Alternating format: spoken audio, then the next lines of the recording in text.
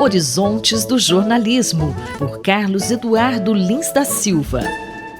Professor Carlos Eduardo, várias pesquisas indicam que o jornalismo pode ser uma profissão que coloca a saúde mental dos profissionais em risco e que essa situação não é de hoje. O que o senhor destaca disso? Márcia, recentemente, na semana passada, uma pesquisadora da Harvard Kennedy School, que mantém um excelente centro de estudos de jornalismo e meios de comunicação em geral, chamado Shorenstein Center on Media, fez uma espécie de uma meta-pesquisa. Ela resolveu examinar todos os trabalhos que foram publicados nos últimos 20, 30 anos sobre a questão da saúde mental do jornalista. E ela se deu conta de que esse problema, como você disse, o problema de jornalistas estarem sempre sob estresse bastante forte, não é novo.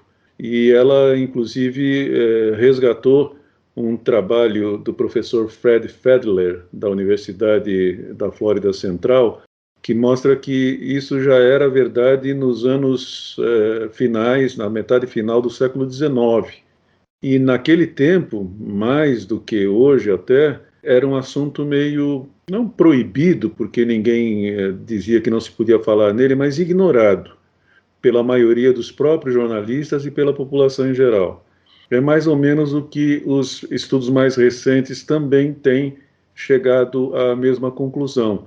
O jornalista sofre sim, se estressa sim, fica com sintomas claros de transtorno de estresse pós-traumático, com depressão, e muitos deles acabam se rendendo ao alcoolismo e ao vício em outras drogas, inclusive há casos de tentativas de suicídio, e a solução mais simples e rápida e indolor, que é o de abandonar a profissão. O que pode ser feito para mitigar essa situação? O que essa pesquisadora chamada Nazim Miller fez também foi procurar saber quais são as dicas, quais são as recomendações que esses estudos fazem sobre o tema do estresse dos jornalistas. E ela chegou à conclusão de que a maior parte daqueles trabalhos se limitavam a descrever a maneira como os jornalistas se comportavam. Mas ela conseguiu colocar algumas recomendações sobre como tentar contornar, ou pelo menos atenuar, esse problema. E essas recomendações são mais ou menos as seguintes, Márcia. Primeiro, que o treinamento de lidar com trauma deveria começar nas escolas de jornalismo e deveria ser obrigatório quando o jornalista chega à redação. A segunda recomendação que ela viu em vários desses trabalhos são a importância de você ter apoio dos pares, você ter na redação instituições internas que permitam que um profissional que está sob momento de especial estresse tenha com quem conversar, um especialista, um psicólogo, um psiquiatra, ou pelo menos um assistente social, mas também conversar com os seus próprios colegas que já passaram por situações parecidas. E recomenda muito também que as redações ofereçam mais tempos de folga para os que estão nessa situação mais aguda. E, finalmente, ela recomenda que os gerentes, os secretários de redação, os diretores de redação, os responsáveis pelas redações, tenham também eles um treinamento para poder lidar com os jornalistas que estão demonstrando sintomas do estresse elevado. O jornalista e professor Carlos Eduardo Lins da Silva, colunista da Rádio USP, conversou comigo, Márcia Blasques. Horizontes do Jornalismo, por Carlos Eduardo Lins da Silva.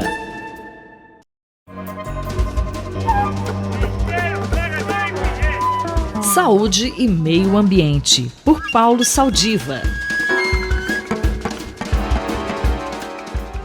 Professor Paulo Saldiva, o que o senhor tem a dizer sobre a relação entre mudanças climáticas e poluição? Olá, ouvintes da Rádio USP. É um prazer estar aqui falando sobre saúde e meio ambiente. Eu quero retornar um pouco ao tema das mudanças climáticas e controle da poluição do ar em nível local.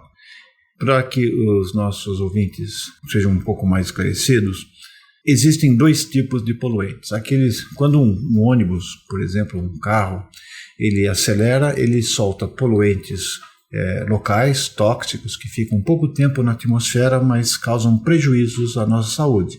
Partículas, monóxido de carbono, dióxido de nitrogênio, dióxido de enxofre e também precursores para a formação de aldeídos. Bom, esses são os poluentes que nos fazem, como se dizer, fumar um pouco todos os dias sem termos escolha. Ao mesmo tempo, existe a mesma fonte emissora emite CO2, algumas emitem metano. Esses gases vão para a troposfera, se acumulam e fazem o chamado efeito estufa. Então, nós temos poluentes de efeito local e poluentes de efeito climático global. Quando você reduz as emissões, fazendo o uso mais eficiente de energia, usando fontes alternativas, nós reduzimos os dois. E qual a consequência disso, professor? Então, existe um co-benefício imediato de saúde no controle dos gases de efeito estufa. E o preço que se dá de pagar por essas mudanças é muito menor do que o custo de pagar pelo adoecimento, pelos anos de vida perdidos e pelos dias trabalhados e a perda de vida de dias trabalhados e também dos custos diretos da assistência médica. Então, o que nós estamos vendo é que não existe incompatibilidade econômica em controlar as mudanças climáticas que já estão ocorrendo. Na verdade, nós estamos subsidiando políticas energéticas ineficientes e não sustentáveis, não só com a nossa saúde, não só com dano ao planeta, mas também com vidas humanas. Bom, o caminho está aberto. Todas essas contas são públicas e publicadas em revistas de maior impacto. Basta apenas tomarmos uma decisão na direção correta. Muito obrigado e até a próxima oportunidade. Eu, Paulo Capuzzo, falei com o professor Paulo Saldiva para a Rádio USP. Saúde e Meio Ambiente, por Paulo Saldiva.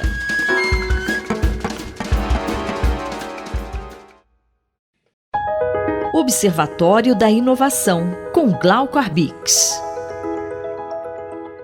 Professor Glauco Arbix, o que o senhor tem a falar sobre a solidariedade em tempos de pandemia? A gente vai conversar um pouquinho sobre solidariedade em meio a um país que passa por tanta dor, né?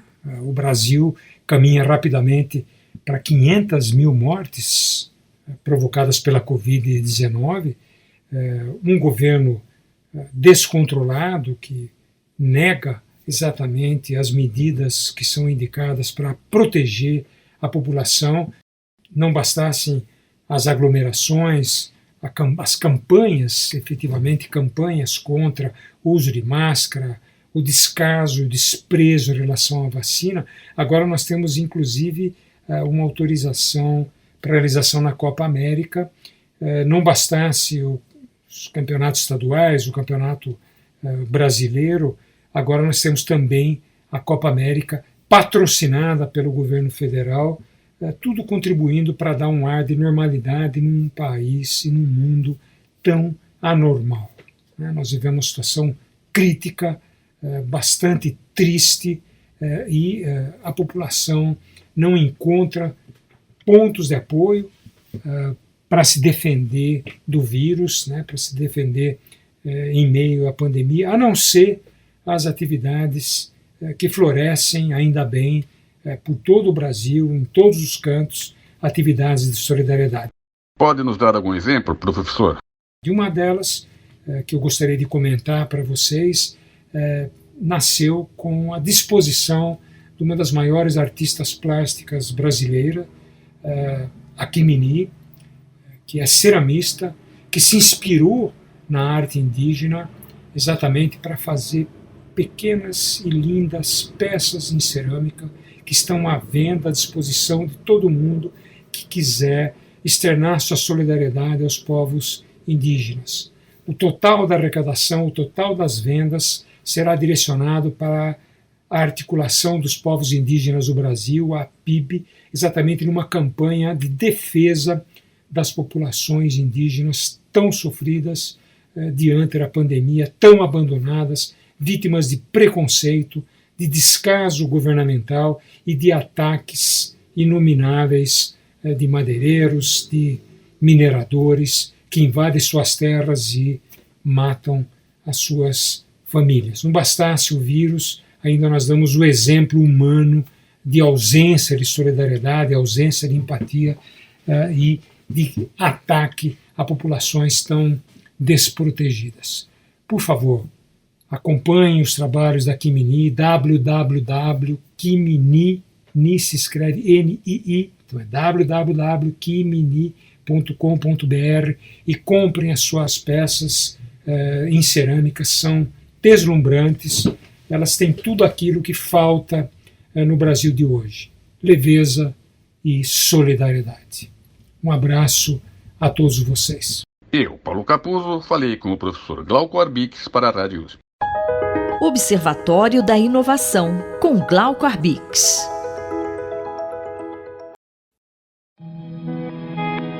Ouvir imagens com Gisele Beigelman.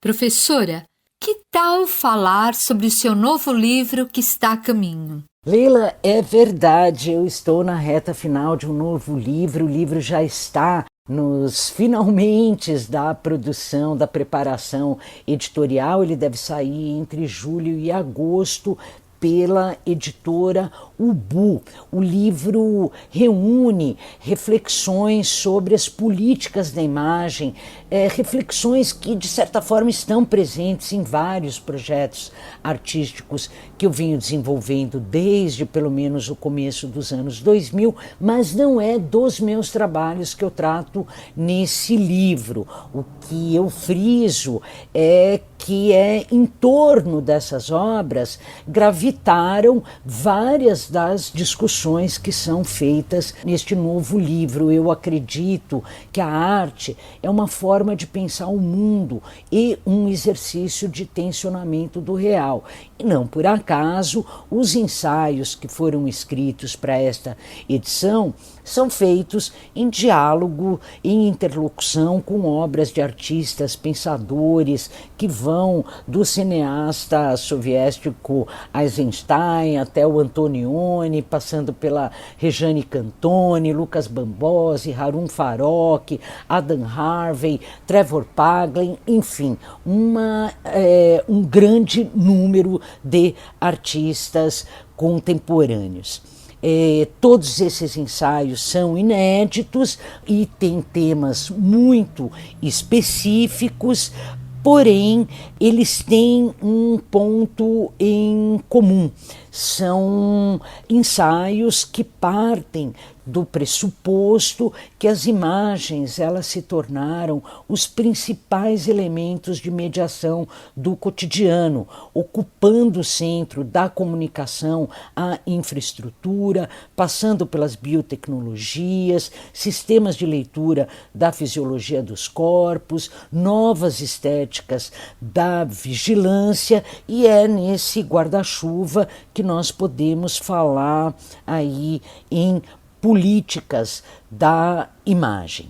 Pode comentar o título do livro Políticas da Imagem? Ao falar em políticas da imagem, eu não estou falando apenas das associações entre imagem e política ou da instrumentalização da imagem no campo da política. Seguindo uma trilha aí que já foi aberta pelo Jacques Rancière na Partilha do Sensível, eu acredito, conforme eu elaboro ao longo deste livro que vem vindo, que as imagens são, para além do lugar de transmissão de ideias e linguagens, elas são hoje o próprio campo das tensões e das disputas políticas.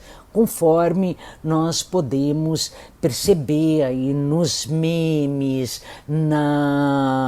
nas formas de controle por sensores de toda sorte que escaneiam os corpos, por máquinas de imagem que nos olham, produzem imagens invisíveis, porém que nos olham. Bom, tem muita coisa para comentar sobre o livro. Assim que o livro sair, nós voltamos então a conversar. Eu fico por aqui. Um bom dia para você, uma ótima semana para nós e até a próxima.